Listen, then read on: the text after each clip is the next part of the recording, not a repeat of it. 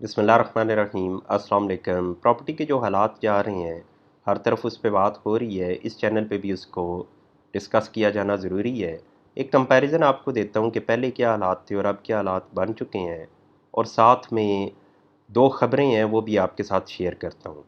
Petrol की कीमत बढ़ी है, आप सबके इल्म में है कि इमरान खान के दौर में जब वो नायल लोग हुआ करते थे तो पेट्रोल की कीमत थी 150। ये अहल लोग आए तो इन्होंने उसको 272 कर दिया।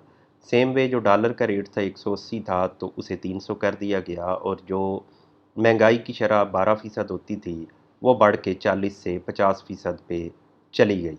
ये तो जुल्म जो बहुत ज़्यादा नज़र आता है, लेकिन अगर आप इसका कंपैरिजन करें कि जो प्रॉपर्टी के साथ इन्होंने किया तो आपको नज़र आएगा कि वो जुल्म कुछ भी नहीं है। क्योंकि प्रॉपर्टी सेक्टर में ये था कि पहले 4% टैक्स था, उसको बढ़ा के कर दिया गया है इस वक्त 20%। अब 20% में आपकी सूरत हाल पे डिपेंड करता है, बाज़ जगहों पे ये थोड़ा सा बढ़ भी जाता है और बाज़ जगहों पे थोड़ा सा कम भी हो जाता है, लेकिन अगर आप एक एवरेज देखें तो वो 20% पे चला गया है 4 से। अब ये कितना इजाफा है, तो ये 5 गुना का इजाफा है। ये इजाफा आपको किसी और सेक्टर में नज़र नहीं आएगा।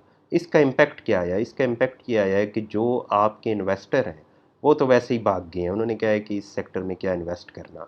जो जेन्युइन बायर हैं, यानी जो अपनी ज़ात के लिए एक प्लाट ख़रीदना चाहते हैं या एक मकान ख़रीदना चाहते हैं, वो भी भाग गए हैं कि वो देखते हैं कि मैं 1 करोड़ रुपया अरेंज करूँ प्लाट की कीमत, और उसके बाद मैंने 20 लाख अरेंज करना है जो मैंने ऊपर ख़र्चा करना है, तो वो मैं किधर से लेके आऊँ। आप फिर इसमें ये देखें कि जो ओवरसीज़ पाकिस्तानी है, उसके लिए वाहिद शोबा जिधर वो इन्वेस्ट करता है, वो ना तो आके इधर कोई इंडस्ट्री लगाता है, ना ही वो आके इधर कोई कारोबार करता है। वो यही करता है कि कोई प्लाट ख़रीद लेता है, या वो इधर आके कोई घर बना लेता है, या बना हुआ घर ख़रीद लेता है, कोई प्लाजा ख़रीद लेता है।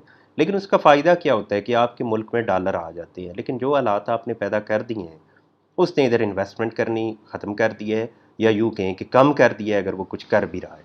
फिर आप इससे बढ़ के ये देखें कि जब एक प्लाट बिकता है और उसके ऊपर तामीरात होती हैं तो कितनी इंडस्ट्रीज़ वो इसके साथ चलती हैं, या कितनी इंडस्ट्रीज़ उनका ताल्लुक़ इस बिज़नेस के साथ है।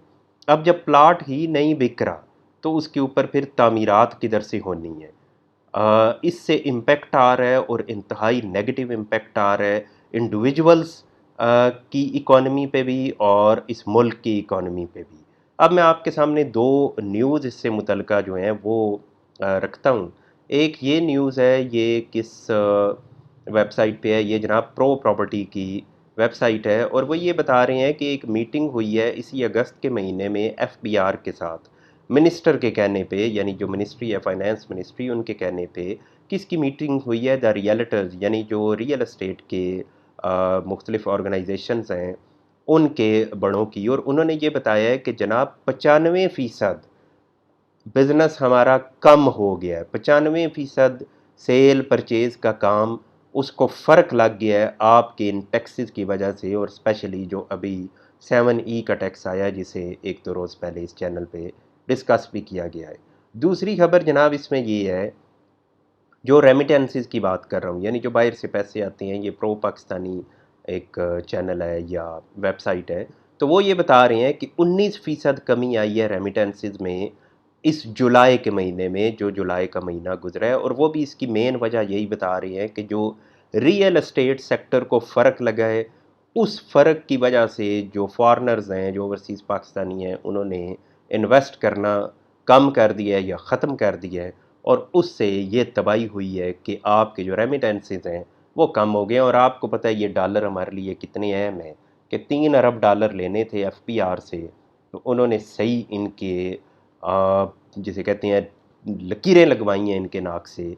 तो अब एक तरफ वो है 3 अरब डॉलर, और दूसरी तरफ आपके ओवरसीज़ पाकिस्तानी आपको 30 अरब डॉलर सालाना भेजते हैं।